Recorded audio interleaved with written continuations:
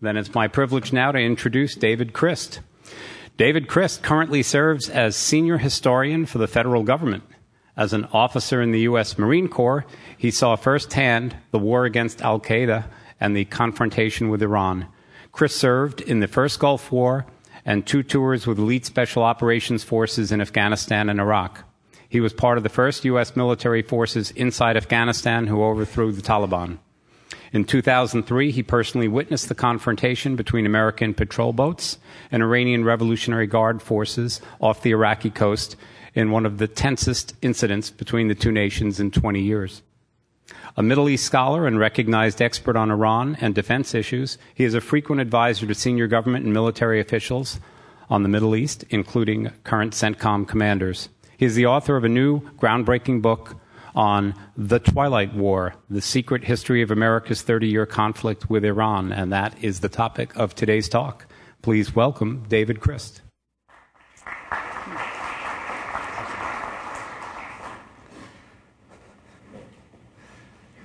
Good afternoon. Hopefully everyone can hear me. Whenever I step up to a podium and look out at an audience of strangers, I'm always reminded of the sage advice that my professor gave me when I started my dissertation research, which was essentially cautioning me about writing on contemporary history. And he said that no matter what you do, if you write a book, make sure all the participants are dead. And because it's amazing who pops up out of the audience who's actually been a participant in the story, in this case, Iran. And frankly, I respect Dr. Garrison, my professor. I've found it actually quite rewarding to hear what people have said and people that I didn't even know exist in stories. If you followed any of the recent presidential debates, one thing that was specifically said, and at least 2 of them that I caught, was that Iran is the most important and pressing foreign policy issue facing the United States today. And it's one that I really do agree with.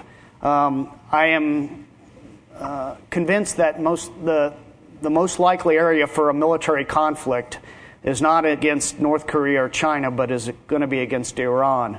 And while I know we're getting close to happy hour, and I don't want to contribute to anyone's alcoholism, I honestly put the likelihood of conflict in excess of 50% right now.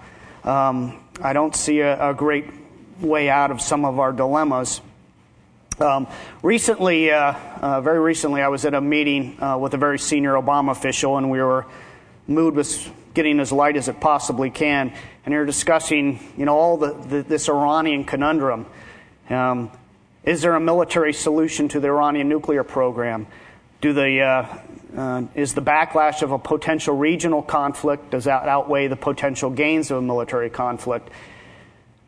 Are sanctions enough to compel Iran to give up at least what is perceived as a nuclear program, or that option? If sanctions aren't enough, do we need more sanctions? If we put more sanctions on Iran, do we force Iran essentially into a corner where they feel they have no other recourse but to strike back militarily, and you start a war that you're hoping to avoid in the first place? Is the Iranian regime, is there an accommodation between the United States and the Islamic Republic? Or if not, should we try to work to overthrow the Islamic Republic? These are sort of the items being bandied about at the time when we weren't talking about whether RG3 was going to succeed against the Pittsburgh Steelers tomorrow. But and in reality, there was no great solution for any of these answers. Having looked at U.S. foreign policy for the last 30 years, these issues in various forms have raised their head again and again and again. And what's astounding is in some ways how poor we've done in trying to answer them. So since I'm dealing with people who are teaching the next generation of leaders, I will throw it back on you to absorb everything that's discussed, and perhaps somebody might come up with the right solution. And this meeting, some backbencher raised the issue. I guess he'd been watching too many Star Trek reruns, because he came up with something I actually kind of liked, which was Iran is the Kobayashi Maru of foreign policy problems. And for those of you who are familiar with Star Trek, this is the exercise that all the Starfleet officers have to go through, which there is no winning solution. Both solutions are defeat or failure. And the only way we got the only person to solve it, of course, is James Kirk, who manages to cheat by reprogramming it. So there is a winnable solution. So what I'm hoping is one of you will at least figure out a way to cheat, or perhaps one of your students will figure out a way to cheat on this Iran problem, and we can solve it. Because ultimately, I don't think it's a particularly healthy relationship. Colonel Reza Shalahi was one of the most competent and trusted officers in the Revolutionary Guard's Quds forces. Quds Force being a secret arm of the Revolutionary Guard that's kind of a blending of the CIA, the Green Beret, and the Peace Corps all in one. And this unflappable 56-year-old officer had seen his share of missions. And in fact, virtually every attack against the United States in the last 30 years, Shalahi had played a part in. This includes the birth of Hezbollah and the bombing of the Marine barracks in 1983. In 2007, attack on an American training center in Karbala, Iraq, killed 5 U.S. soldiers. He was the one who gave the go-ahead for that. And most recently, he's been one of the Iran's leading man in Yemen, where there's an increasingly ugly war being waged between Iranian proxies, the Yemeni government, increasingly U.S. drones and CIA and special operations against the Iranian militia. However, this year, this secretive man, Shalahi, found his name all over the Western press as having been implicated in a plot to kill the Saudi ambassador in Washington at a popular restaurant, Cafe Milano in Georgetown, which I recommend, perhaps not when the Saudi ambassador is dining, but any other time. And it linked with and Shalahi was linked with his used car salesman cousin, who was a naturalized citizen, in this plot to kill the ambassador. Created quite a stir. Not that Shalahi thought his actions were unjustified. In fact, for Iran, this was an appropriate response for what they viewed was a covert act of war already being waged against them by the United States and Israel. The assassination of 5 nuclear scientists in Tehran, an increasing cyber campaign against their nuclear program, the Stuxnet virus. All these were seen as attacks against them, so hence Iran was going to respond. And in Iran, having looked at Iranian terrorism at some length, Iran usually sees terrorism as, to them, it's just another extension of military operations. But it's usually done in proportionality from their perspective, and I also can't find a case where, at least in Iran's view, they didn't engage in terrorism for an act that they thought wasn't first against an aggression against them. And this was another case of that, at least in Shalahi and Iranian leaders' mind. This has led to a lot of speculation in the news media of a new quasi-war between the United States and Iran, that somehow Cafe Milano and Stuxnet and all these other things is this low-level war going on between the two countries. And I think it is. But I think it's important to realize that in reality, this has been going on for nearly 30 years. And the Cafe Milano and Stuxnet are just the latest iterations of this conflict. And relations have ping-ponged back and forth since 1979 between the U.S. and Iran, between peace and war, as I like to say, between the light and the darkness, hence title of my book, The Twilight War, as we've been stuck essentially in this no war, no peace situation since 1979. And various times it's ebbed and flowed back and forth, now perhaps a little bit more to the dark than we would like. And I think the sad truth is the current nuclear standoff with Iran is a symptom but not the cause of this animosity. And even if somehow we could solve the nuclear problem with these P5+1 talks, this animosity remains. But the 1979 revolution enshrined anti-Americanism as a key pillar of Iranian foreign policy. Tehran rejects the status quo of American hegemony in the region and sees America's ultimate goal as always trying to overthrow the revolution. And I don't think this is likely to change while this supreme leader is in charge, or frankly, while the revolutionary generation's around. For the young men who shouted death to the Shah and overthrew a very unpopular American-backed dictator 30-plus years ago now have gray in their beards, but in some ways their attitudes haven't changed. And since the June 2009 elections, a lot of the more pragmatic Iranian leaders have been shunted aside, and increasingly the core around the supreme leader are more of these hard-line or perhaps more revolutionary in their outlook generations. And the Iranian problem has been the one enduring constant American foreign policy. Every American, 7 presidents now have tried to grapple with this Iranian conundrum and have debated between, as I said at the outset, whether we could accommodate or whether rapprochement with the Islamic Republic was possible, or whether we need to try to find ways to overthrow or remove the regime to one to more Washington's liking.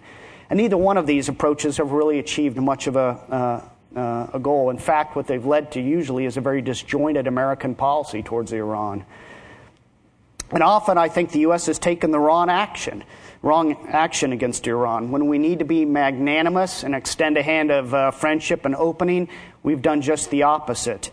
And when we need to get tough on Iran, for example, in Iraq and what Shalahi did in 2007, we vacillated. And as a result, we have both emboldened Iranian hardliners and thrown away perspectives for a better peace. And while it's heresy to say here in Washington, or where I'm from in Washington, during election year, this isn't a Republican or Democratic issue. In fact, as you go look at it, presidents, despite what they may say in the campaigns, have defaulted on very similar strategies with Iran. And have usually built upon the predecessors' policies. Reagan largely continued much of what Carter put in place as far as what will become the formation of a U.S. Central Command, a U.S. military command for the Middle East.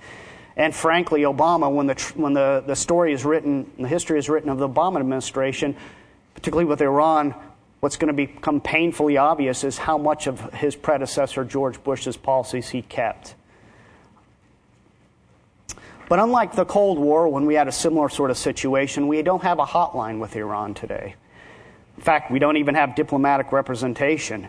Over the last 30 years, other than faxes passed back and forth between the Swiss government, who's the protecting power, represents the U.S. in Tehran, the only contact between U.S. and Iranian diplomats have been episodic. Some dramatic meetings in hotel bars in Europe, or through some shadowy intermediaries who are usually pretty nefarious characters up to their own good. And frankly, I think this is kind of a dangerous situation and leads to miscalculation and potential conflict. Iran is notoriously bad at understanding American intentions. Again, I think they see it through a prism of suspicion. One of the best examples of this was in 1998. Some of you may remember there was an operation called Desert Fox in December 98. And Saddam Hussein had kicked out UN weapons inspectors, so this is the American response for this military retaliation for kicking out the weapons inspectors. Anybody reading the New York Times would have known that this was going to be a military response for what Saddam had done to weapons inspectors. But apparently the Supreme Leader's subscription had lapsed because he didn't see it in those terms at all. And in fact, he was convinced that the U.S. was gearing up for attack on Iran proper, and they go to their equivalent of DEFCON 1 in anticipation of an American attack. And meanwhile, the U.S. military is kind of focused on Saddam here and suddenly sees the Iranians all excited over here and can't figure out what's going on. There's been a number of examples of this, and it's potentially very, very dangerous. And while I like to think of the U.S. as the good guy in all this story, we haven't always been the perfect guy, and a lot of our actions have actually contributed to Iran's perceptions. For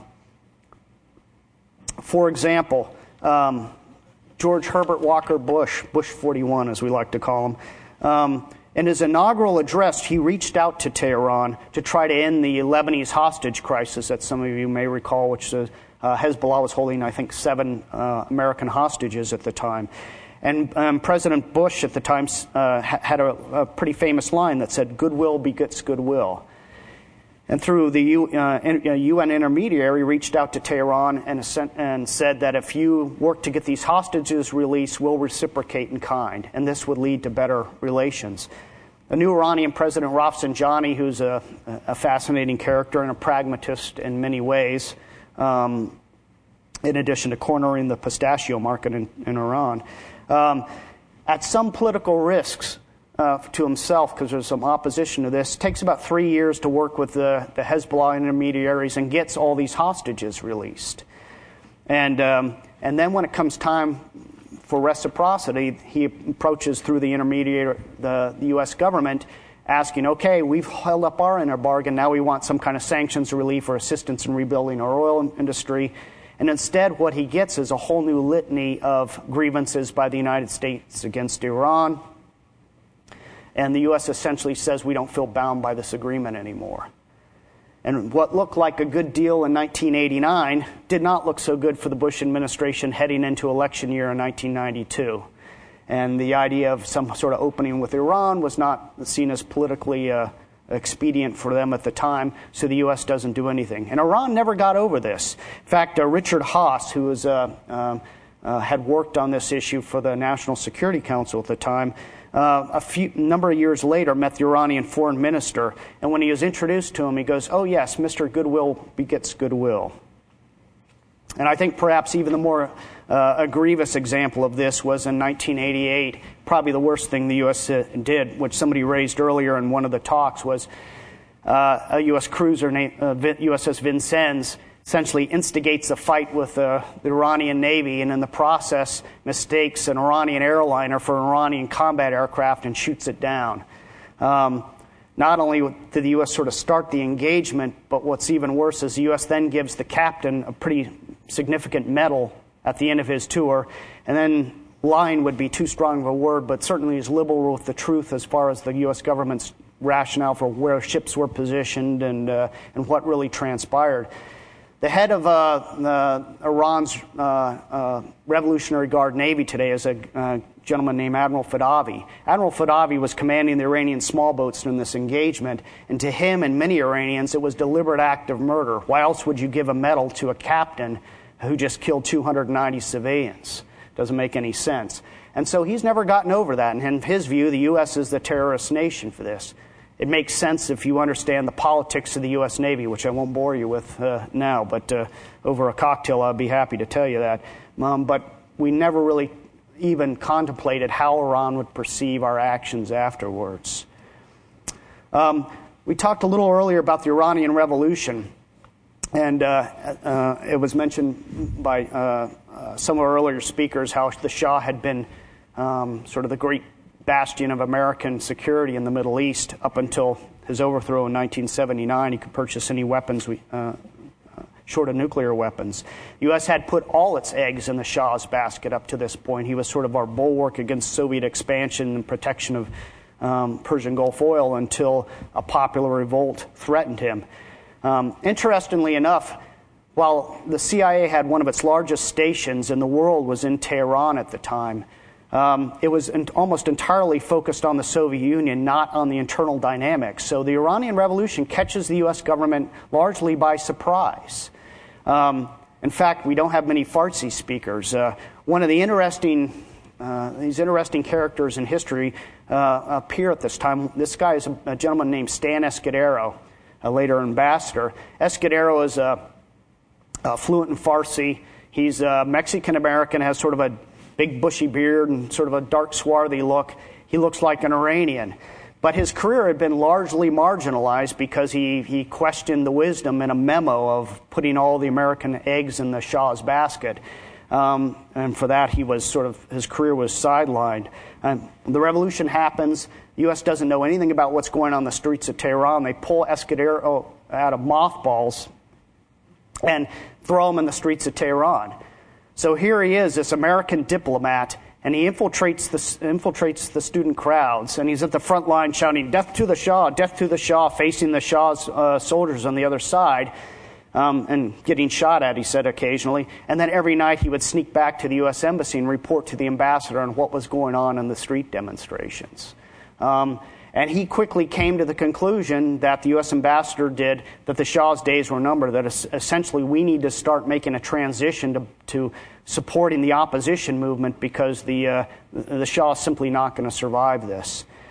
But that idea deeply split the Carter administration. They were divided between hawks like National Security Advisor Brzezinski, who was advocating not only either the Iranian military takeover, but introducing U.S. combat troops to do the job if we had to. And on the other side, you had Secretary of State Vance and Ambassador Sullivan and Escudero and others who thought that we needed to essentially cut our losses and start working with Khomeini and the opposition movement. And Carter really vacillated between these two positions, and it comes to a head when he dispatches his personal envoy, a guy by the name of General Heiser, to meet with the Shah and the Iranian military. But his instructions are so muddled, he doesn't know what to do.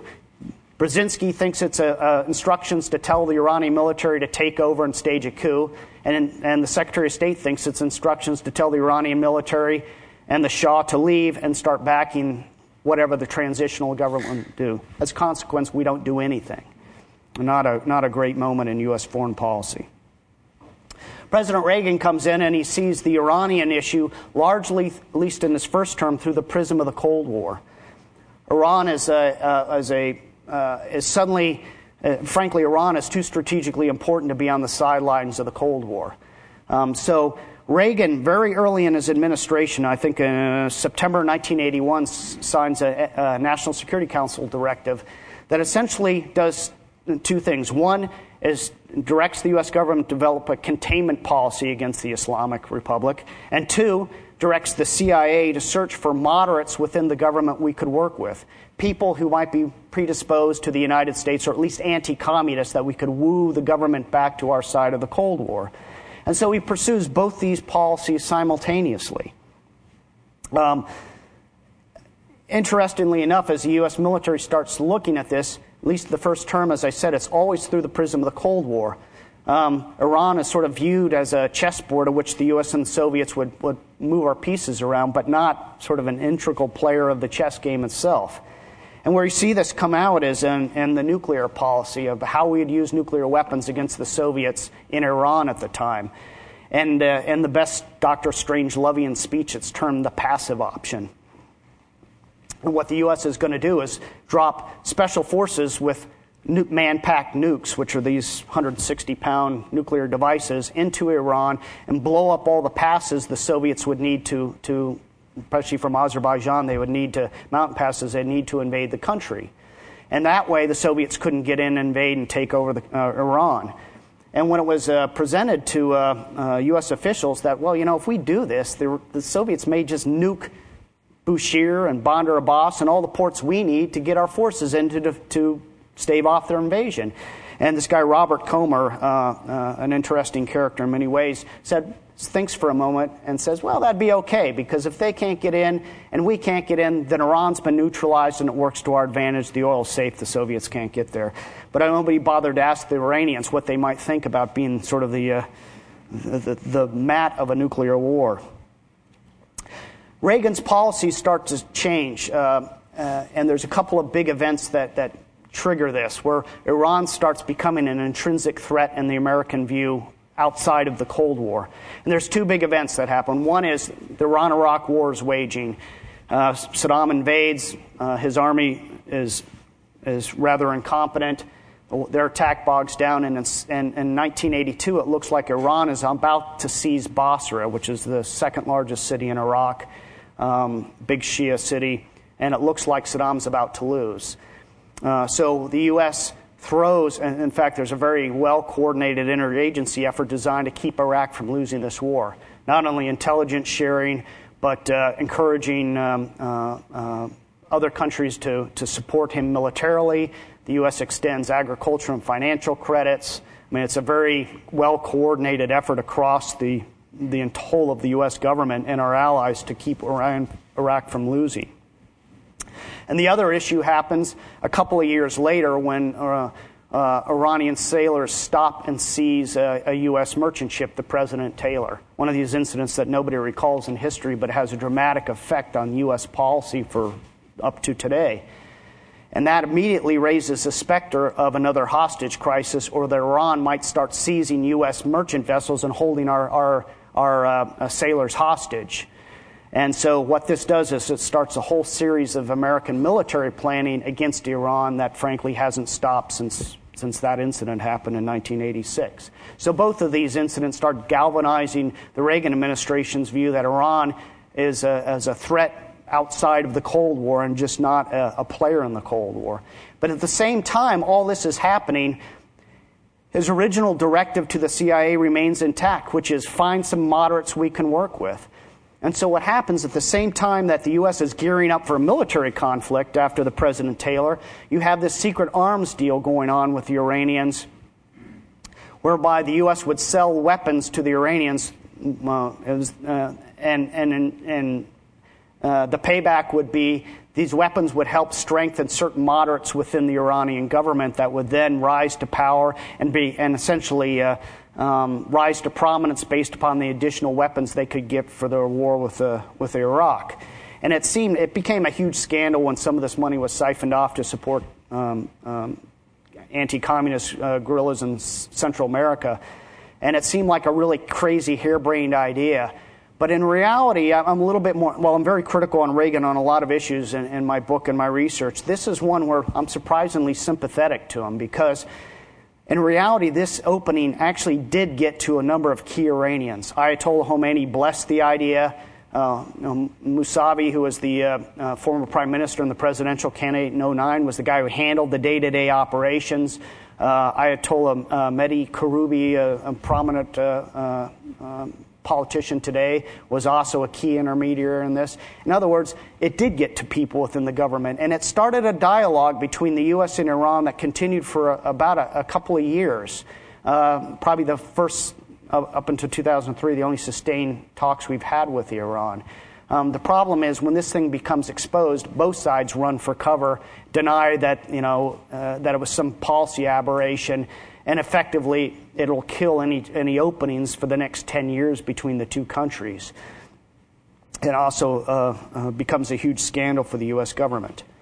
Bill Clinton has an interesting history with Iran. His first term, he largely ignores it. His second term, he's faced with both war and peace almost simultaneously. And what happens is the Iranian, one of their surrogates, bombs an American military barracks in Saudi Arabia, Khobar Towers, in 1996. They do this, in my view, because the U.S. had, there was a new election and the new Republican Congress trying to show that Bill Clinton was weak on Iran, ran through a very public, on the front page of all the newspapers, plus up with the CIA's covert budget, $18 million. It was all for domestic American politics, but the Supreme Leader doesn't see it in those terms. He sees it as a de facto act of covert war against Iran, and his response is to take out this barracks in Khobar Towers. Again, another example of, I think, a real misunderstanding between the two countries.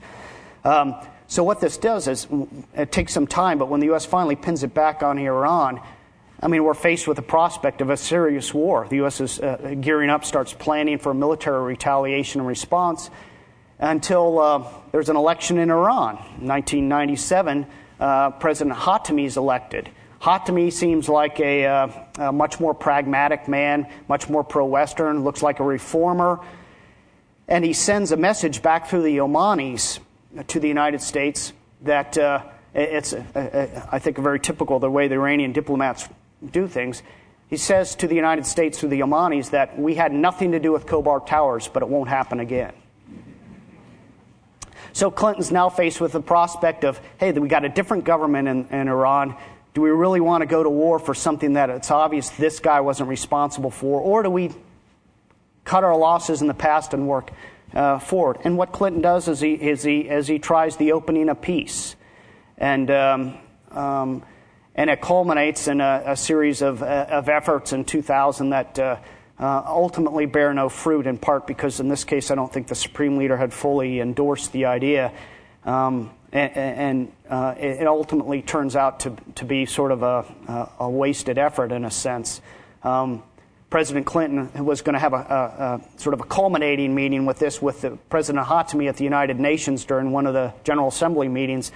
And he was kind of loitering around in an anteroom, hoping that Khatami was going to come out. They could shake hands and it would be a very visible demonstration of break of the ice.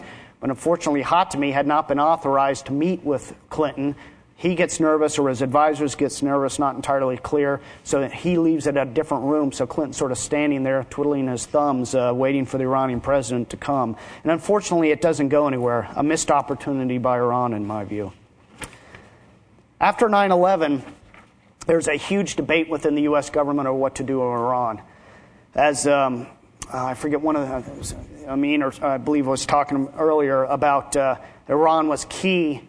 Iran played a very key role in the early establishment of the Karzai government in Afghanistan. I don't think we would have gotten quite such a coalescing of the Afghan government as quickly had it not been for Iran. And Iran makes a number of series of openings. There's a series of negotiations between Ryan Crocker in Geneva. Ambassador Zarif, the Iranian ambassador in the UN, is meeting with Americans on track 1.5 talks in New York and some elsewhere. And Iran, through all these, is making openings that there's areas we could work together with the United States. Now, I think Iran was pragmatic enough to realize that there was areas in this war on terrorism where they had common enemies, the Taliban being one. But they're also very nervous of the U.S. reaction after 9/11 that we might strike at them. So there was a number of reasons why they wanted the engagement. And there were people within the U.S. government who agreed with this. The chairman of the Joint Chiefs of Staff, to a lesser degree, Colin Powell, Secretary of State. They weren't overly optimistic this would lead to a great rapprochement, but they did see areas where the two countries could cooperate. Afghanistan, counter-narcotics, maybe even Iraq when that was starting to be debated about the U.S. invasion of Iraq. All these are areas where at least there was a recognition that Iran could play a constructive role from our perspective. But on the flip side was opposition, particularly in the Vice President and Secretary of Defense office, that were deeply suspicious of Iranians' motives. And that, as a senior official wrote, any official contact with Iran gave support to the government and undermined our efforts to delegitimize the regime. And Rumsfeld summed up these views in a memo to the president in August 2002, stating that the long-term goal of the United States should be regime change and not accommodation. In short, we don't want to talk to these guys because it undermines our efforts to get rid of this regime. That's a singular problem. And Bush vacillates, especially in his first term. He's split between these two competing views, much like Carter was earlier. And as a consequence, we don't do anything. And this is how you end up with these, what I think are kind of goofy policies, where the president comes out and gives his axis of evil statement, which absolutely infuriates the Iranians. At the same time, Ryan Crocker's meeting with Iranian delegation in Geneva about better relations. As a consequence, what it does is it effectively halts the diplomatic track, creates even more suspicion by the Iranians, and doesn't give the U.S. anything because we don't do anything to try to promote regime change anyway. So as a consequence, we sort of wallow. And this really doesn't change till, I think, 2006 or 7, when there's a change in the deck chairs of the administration. And as the Iranian nuclear program becomes more potent from our perspective, then there's an effort by Secretary Condi Rice to reach out to the Iranians and open up negotiations with them. But however, in 2006-7, Iran isn't in a mood to negotiate. What they see is the threat of U.S. invasions receded. The U.S. spurred their early attempts at better rapport. Now the U.S. is bogged down in Iraq in a stubborn insurgency, and it looks like everything is going their way. So why bother to talk? And so what they do is they don't engage the United States, and in fact raise the prospect of conflict by actually supporting proxies in Iraq that kill dozens, perhaps hundreds of American soldiers as a way of eroding U.S. support and forcing us out of the Middle East. It goes back to my statement where it seems like when, as I was telling somebody earlier, to use the Seinfeld expression, when one country has the hand, it doesn't feel a need to negotiate. And when the other one feels that it's kind of on the downside, it reaches out to the other country, but it gets no reciprocity because if you're on top, why negotiate? Or if you're negotiating, you must be doing it from a position of weakness, hence I don't feel a need to talk to you. It's kind of an odd relationship. Just to quick sum up, what does this mean for the future? As I mentioned, I'm not overly optimistic. I think there are no short terms to resolve our current differences. I think they're deeply rooted in this tangled history and a status increasingly of competing rivals for the future of preeminence, at least in part of the Middle East. Relations between the U.S. and Iran have reached a new nadir, and I think the prospects for conflict have peaked again. And Iran watchers are calling for even tougher sanctions. In fact, you heard it in the presidential debates, to punish Iran and force them to capitulate on the nuclear program. But I think there's a real danger if you push Iran to the point it also hardens Iranian leaders' views and justifies in their mind of a need for a nuclear program in the first place. It's the guarantor of their security and the regime's survival. And if they see the sanctions as ultimately motive is not trying to get capitulation on the nuclear issue, but actually replace the regime, why would you want a negotiation? And I think we run a real danger that we can corner Iran, much like the historiography is of the Japanese before Pearl Harbor, which is the oil embargoes forced them to act. We could be in the same situation, forcing the Iranians to respond militarily, and they made noises about closing the Strait of Hormuz with mines and things like that, which I take at some face value, actually. We could actually instigate the conflict we're trying to avoid.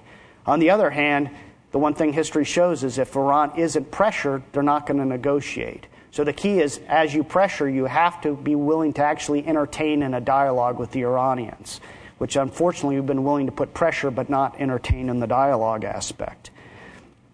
And I think this is the ultimate lesson, I suppose, if I'm going to part, is that, frankly, we need to start preparing, I think, for I see as a long-term containment strategy against Iran, because I don't see this animosity changing, which means a much more permanent military presence in the Persian Gulf for protect American interests and protect American allies. But at the same time, we need to be prepared to engage in a credible dialogue with Iran. Talking to Iran should not be seen as a reward for good behavior, which has been in the past, but a necessity for American security. And I think Ryan Crocker, the muddy boots diplomat who was ambassador to Iraq and most recently Afghanistan, summed up why you have a diplomatic representation with your adversary. And he said there's three good reasons for it. He said one is to make sure that you can get a message to the other side without some third party changing and altering. Make sure they get your message clear. Two, to give better insights to what they're thinking, which you can't really have unless you sit down and talk to them. And three, it provides a venue to mess with their minds, which I think Crocker liked measurably. But all these, I think, do work in our interest and hopefully are an avenue to, if not eliminate the crisis, avoid an unintended war and unintended conflict. And I think that's a key point. That's it. Thank you. Thank you very much. Thank you. Okay, we'll take questions. That was an excellent survey of the last 30 years of U.S.-Iranian relations. We'll open it up for questions. As I said before, just tilt your 10 cards vertically. Susan, let's see, Rodewald from Westtown High School in Westchester, Pennsylvania. Thank you very much. I've been contemplating one of these two questions all day today. And one of the things you said actually triggered it. You mentioned that the one enduring constant of American policy is the Iran issue. And I'd like to sort of bring the unspoken word, I haven't heard it yet today, into the middle of the discourse here because I think it's important, and that's Palestine, or the Palestinian issues. We've mentioned Israel a couple of times, but that really is the constant since 1948. Sorry. So there is a perception among many people in the West Bank that the whole conflict with Iran, both from the point of Israel, that is to say Benjamin Netanyahu and his government, and the U.S., is the nutshell game, that it doesn't really have to do with nuclear issues. It has to do with look over there, and we're going to take Area C of the Palestinian territories. So that's one question I'd like to see if you could address. And then the other one is completely separate, but I'm a little confused about your respect for the Iran-Contra scandal just in light of the deaths it caused in Nicaragua. So I just wonder, they're two completely different questions. Yeah, your last question first. I avoid the whole issue of the Iran, of that piece of this, which was funneling what amounts to illegal funding of funds to provoke that. The wisdom of that, I probably wouldn't question or differ with you. I only look at it from the arms sale perspective, which and I've had a lot of talks with John Poindexter and Ollie North and a number of the characters involved in that saga. I do find that there was, what I do find is that there was a more legitimate opening that they were working through that I think was that had not been publicly exposed, it might have actually benefited to us. The idea of giving them weapons, I think, was certainly not the right way of doing it, because it actually undercuts all of our other policies, which were designed to do just the opposite. The idea, I think, was not a bad one, and Poindexter was adamant to me when I've interviewed him, a dozen times, was adamant to me that it was a legitimate effort to try to talk to somebody and actually get over the baggage of the embassy takeover. And it's in that light that I look at that issue. The Palestine issue, I'm not an expert on Palestine. There's probably somebody who could answer. I did interview, for my book, I went to Lebanon a number of times. I interviewed a number of senior Hamas representatives there to get their view of Iran and how it plays in Lebanon and Palestine. And I came, in fact, I write this in the book, that certainly Hamas they viewed Iran much more of a marriage of convenience. There wasn't a lot of ideological ties with Iran. In fact, you're seeing that now with Syria, where there's a huge split between Hamas and Hezbollah over what to do, and it's really strained their relations. Whether this is the Israeli motivation, I'll leave that to somebody probably smarter on the West Bank. I think there's two things with the Israelis. One is I'm sure there's a legitimate concern about an Iranian nuclear program, a nuclear-armed Iran. Certainly the U.S. government has that view. Also, I don't think the Israelis want to lose their nuclear monopoly in the Middle East. I think that's also driving their fact. That changes the whole balance of equation and the power issues out there for them. But specifically on the Area C issue, I'll defer to somebody who may know more on the ground than there. Another question from, I can't read your name. Carol Bendel, okay. Early on, you made reference to Obama's policies being a continuation of W's, and indicated that some of that would come out in the future. Is there more that you can say now about that? Not much. I think if you look at some of the stuff has come out recently in the New York Times, you see a continuation of these cyber wars and things like that. I think that's all part and parcel to policies that were developed earlier. And frankly, the sanctions regime that we've continued in place. I mean, all the current whole round of sanctions that Obama's put in place were all discussed and debated during W's last year and term. They were all there. The only difference I really see, and it was one that I've always been very complimentary of President Obama, was his early opening to Iran to try to get beyond it. But I think it was a mixture of, it failed for two reasons. One is a certain naivete that you're going to overcome 30 years of historical baggage with some good words. And two, of course, June 09 elections happened very quickly in this. And then it puts the president in a real problem. He's under a lot of pressure domestically about why are you trying to extend a hand to the regime that's clubbing and shooting the students in the streets. And ultimately, it derails a lot of his early desires, I think. Jill, we'll turn to the right here. Jill Tejeda. I should qualify, much like my predecessor here. I mean that I'm here on my own, so please don't take this as U.S. government policy. This is just one historian shooting off his mouth. So, Jill Tejeda from Livingston High School, Livingston, New Jersey. Thank you.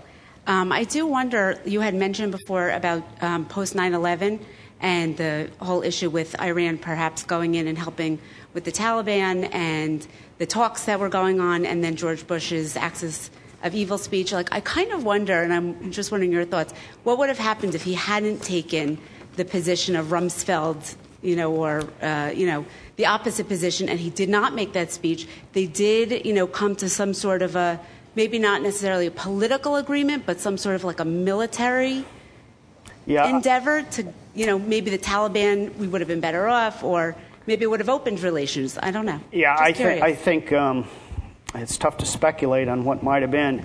But had he been, or at least not, the problem is he doesn't really decide on any one policy. That's the problem. As Richard Armitage said, the decider could never decide.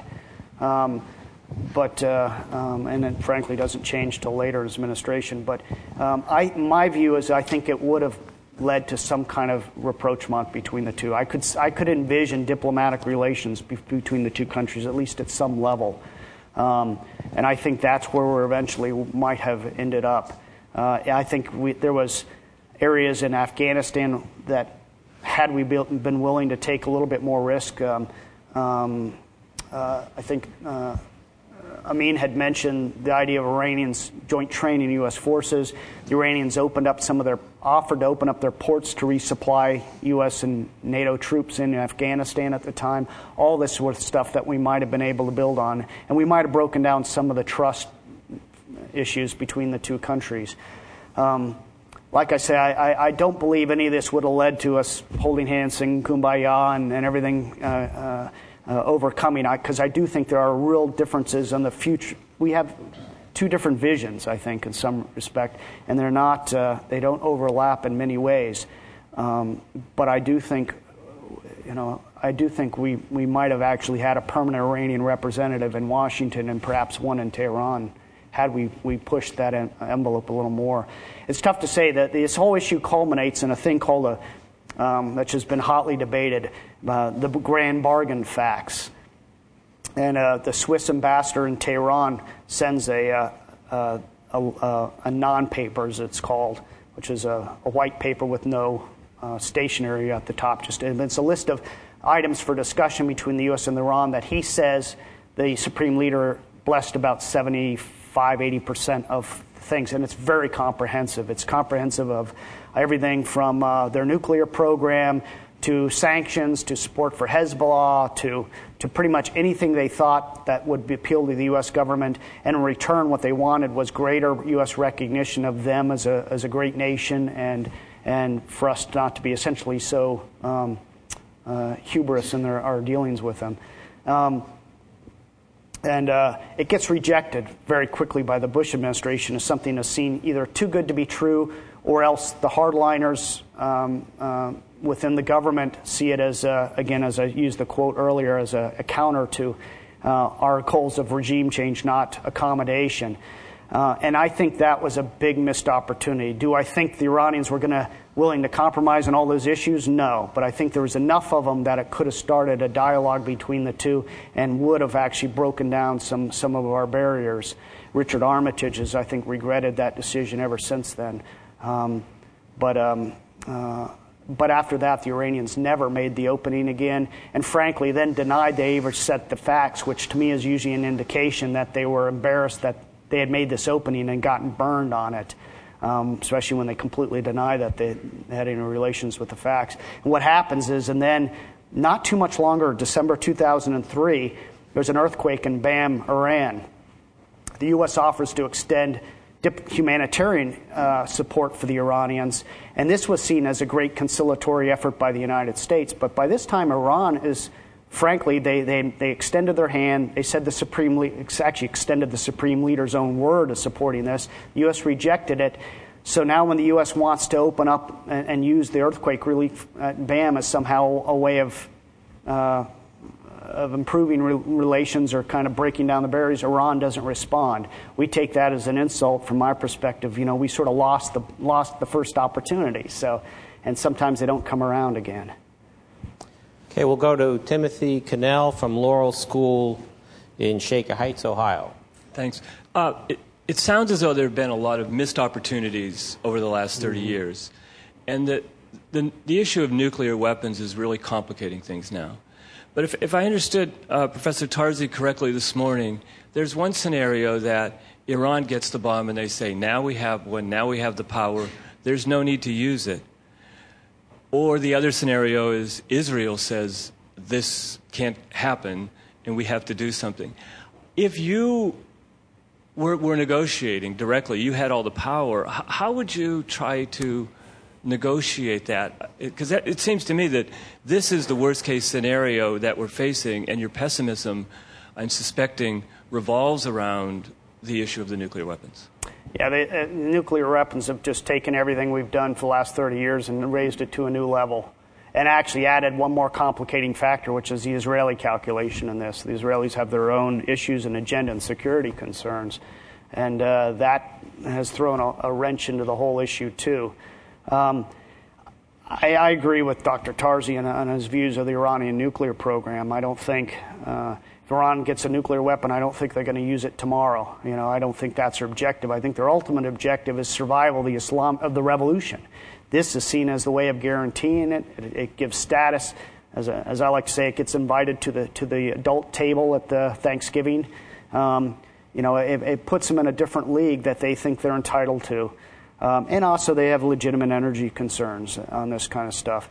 So I think with that as the caveat, I also think, they have had a clandestine nuclear weapons program. I think they would like the ambiguity of a weapon, which will allow them a very quick breakout capability if they felt they needed the bomb. I think that all that's driving them. Their enrichment of 20% uranium is far in excess of what they need for their own things, which makes you wonder what the rationale is the enrichment is. If it's not for a nuclear weapon, it exceeds the Tehran nuclear. All their medical requirements that you would enrich for at 20% for years to come. So I think it's very suspicious what their motives are. I don't know. Here my view is there is a solution there.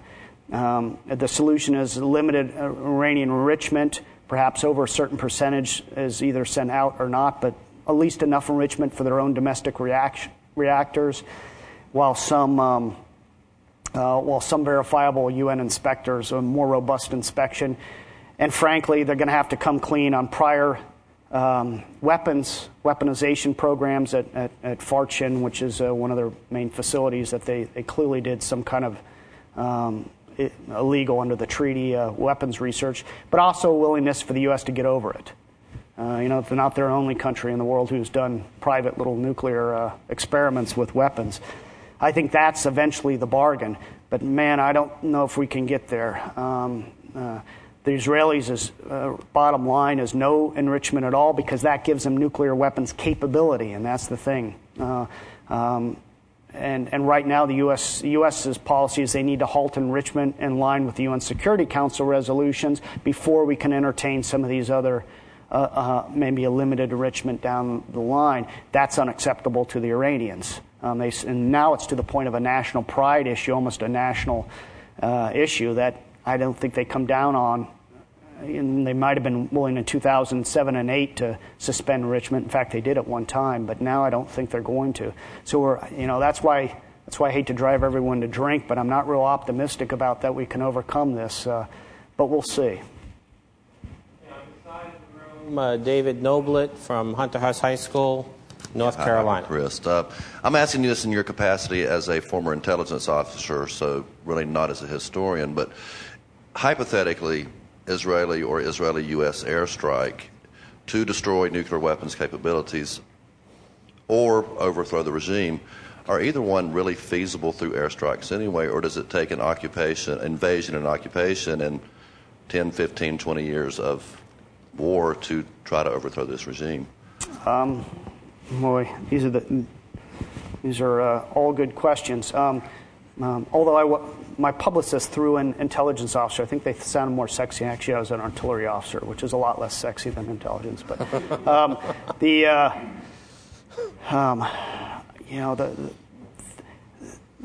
a military strike, I think, by the Israelis or the U.S. can set back their program.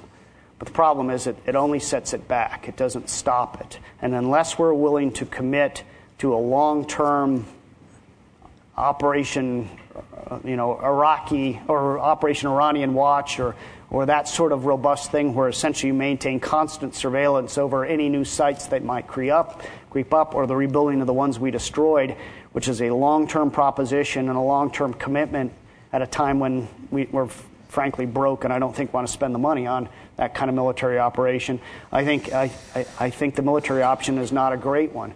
The problem is if you don't take the military option, especially, and this is really from the Israelis' perspective, if they don't take it within a certain time frame, it gets to the point where they can't affect it at all militarily. They can't set it back. And the Israelis always look at these things in terms of their own, every country does their own historical experience, that the term they've always used is mowing the grass. In other words, you take care of the problem now and you don't know what's going to emerge 2 or 3 years from now. The whole dynamics could change. And one thing we do know about the Middle East is change is constant. So if it buys 2 or 3, 4 years set back in the nuclear program, we don't know what Iran's going to be like or the world's going to be like in 4 years in the region. So from their perspective, it might make sense to do that. The U.S. has a whole different set of calculations. One is we have a lot more capability to affect their program much later than the Israelis do because we have a lot bigger bombs. But the Iranians are. So I'm kind of evading your answer a little bit there, or your question, but the bottom line is the military option is out there, but it's certainly not preferable, I wouldn't think. Couldn't it backfire, given liberal nationalism and the young people? Yeah. I mean, couldn't it be the exact opposite approach? Absolutely. I mean, it could lead to a couple things. It could lead to a rally around the flag, around an Islamic Republic, that right now there are wedges between the population over the sanctions. It was described earlier about the current protests in the bazaar as a good example of that. That we may destroy that effort if we take military action. It could lead to a wider conflict in the region, which spikes oil prices up, impacts the world's economy at a time when the last thing we want is an upheaval in the world's economic state. 1/6 of the world's oil flows through the Persian Gulf, so it could have that impact. I mean, there's a lot of, Iran plays it right. They could get a sympathy vote, maybe get sanctions relief just by playing a victim. I mean, there's a lot of possibilities that could happen that are not good. I mean, as somebody said in one of my meetings, the only thing worse than military action sometimes is not taking it. You're in there's not a good solution to this, no matter how you look at it. Okay, a question from the center. Todd Whitman, Schuylkill Valley High School, Leesport, Pennsylvania. Hi. In talking about U.S.-Iranian relations with my students over the last 30-plus years since the revolution, they always ask a very simple question: why don't we talk to them? And I said, well, that's a complex question. So, but they say, well, during the Cold War, we had diplomatic relations with the Soviet Union. Why can't we sit down and talk to Iran? And I said, well, that's a great question. Someday I'll ask somebody that. So today's that day, I guess. What would it take to, restart diplomatic relations? And in your research, which U.S. administration do you think had the best opportunity or maybe the most inclination to do that over the last 30 years? God, why we don't talk to them? Well, that's one of my mantras, that we should. And frankly, some of it's been our own fault. There's been times when, as I mentioned earlier, I mentioned a couple examples of when Iran has actually extended outreach. We didn't see it in our interest either politically. In the early 90s, when George Bush was making those decisions, he didn't think Iran was all that significant. And the political backlash domestically in election with Iran-Contra still looming in the psyche of the electorate was not something he wanted to deal with. In the case of George W. Bush, at least his first term, second term different. It was based upon a divided opinion and primarily a view that we don't need to engage and we need to figure out how to get rid of the regime. But it's not always been the United States' fault either. There's been a number of times, Connie Rice in 2007, President Obama in 2009, are probably the two best examples where the U.S. has actually taken the outreach to try to talk talks in Baghdad with Ryan Crocker in 2007 to try to get over the issues with the support of militias and things. All these were efforts of the United States. At the time, Iran didn't feel it was in their interest. I mean, we are caught in a cycle of, I think it's based upon mutual distrust and this notion that if the other side wants to talk to us, well, what's their real motivation? Either they must be weak, that's why they're coming to us, or they have some element of subterfuge they're trying to do, so we got to be careful of it. And we can't seem to get past it. It's why now we're to the point where I think the only way we're going to get past it is these as small incremental steps, small sidebar talks over a specific issue on, I don't know, counter narcotics or the heroin traffic out of Afghanistan, which both countries are and you have some sidebar talks at the UN. You sit down, much like the Oslo Accords did between Israelis and Palestinians. You need some kind of confidence-building measures where you sit down and you realize the other guy's not an ogre, and that there is some confluence, and then that you can build on that long term. As to who's done the best job, I think all presidents have done some good things, some bad things. The one thing since I seem so dour and down on this issue, I'll leave you with one positive thing, is it's interesting, every second-term president has made his major opening to the Iranians in the second term, whether that's the political issues or whether it was just it seemed opportunity. But it was true. Reagan, Clinton, and George W. Bush all did it in their second term. If Obama wins after November 6th, there may be the opening on the nuclear issues that might lead to that. And the venue's there. The P5+1 talks are there. There's been offers with the Iranians that they've rejected on sidebar talks. U.S. has done it repeatedly. But they may pick up on one of these, particularly as these sanctions really start to bite. It's creating real problems within Iran. That might lead to something, assuming it doesn't get splashed all over the front page of the New York Times, which usually kills these sorts of deals. So I'm optimistic. On the other hand, if President Romney's in, it looks like, at least from what he's saying and his advisors, it's going to be a Bush first term. But I'll tell you, as an Iranian diplomat told me one time, the way Americans run for elections and what they say has no bearing on the way they're going to act once they're in the office, which I thought was a pretty astuteful comment. So he was actually optimistic that if Romney comes in, they kind of understand the guy because they see him as a George Bush too. They know how to deal with this guy and his strengths and weaknesses. They may actually be able to do a deal with that guy. So, I'm sorry to tell your students that there is no easy answer, unfortunately. We'll take one last question from Lawrence Yusik. For at least the last 20 years, it has been Iranian policy to offer a reward to the family of a Palestinian shaheed of $50,000. Mm-hmm. I have trouble understanding why Israel looms so large in the Iranian psyche. It certainly is, I think, an anomaly when you look at them in real politic terms. Mm-hmm. But has there ever been any movement during this 30 years that you talk about to discuss with the Iranians just what impact that offer and the fulfillment of that offer has both in Israel in terms of its policy and its view toward Iran, and in the United States in terms of our view of Iran as a legitimate negotiating partner, with that offer constantly on the table? Well, I don't think they care.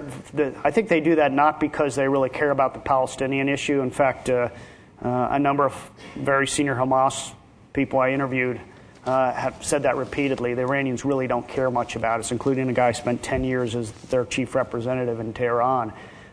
They could care less. But what the Palestinians do is provide the Iranians a way of sort of enhancing their prestige in the Middle East and the Islamic world by being supporters of the opposition and the struggle against Israel, which gives them an prestige, frankly, in areas where they wouldn't normally get it, especially in the Sunni world, and that's why they do all this. There's some splinter groups in Gaza that kind of back them, but I don't think any of those will ever amount to much. Nothing like they have with Hezbollah, where there's a long affiliation, religious, cultural, many things.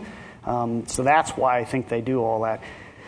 Frankly, I don't think they think much about its impact vis-a-vis perceptions within the United States, except I think in that grand bargain, the Swiss facts, they did open up that sort of ideas for negotiation.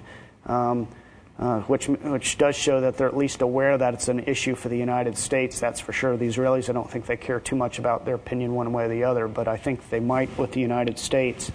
But frankly, I think that's always secondary to what they think they get out of it in terms of the prestige within the Muslim world as a supporter of those resisting the Israeli occupation. I think that's their large motivation. Thank you very much. Thank you. Sometimes when a topic is delicate, they say it's full of minefields. In the case of 30 years of Iranian-U.S. relations, it literally is full of minefields. Before we take a break, I did want to return to Susan Rodewald's question, because David didn't want to get into the Palestine issue in particular. And if I understood your question, it was Netanyahu using the Iran issue as a way to distract attention from the issue of the occupation of the West Bank? Okay. I think the answer to that is that if you look at there are two sorts of evidence that I would use to answer that question.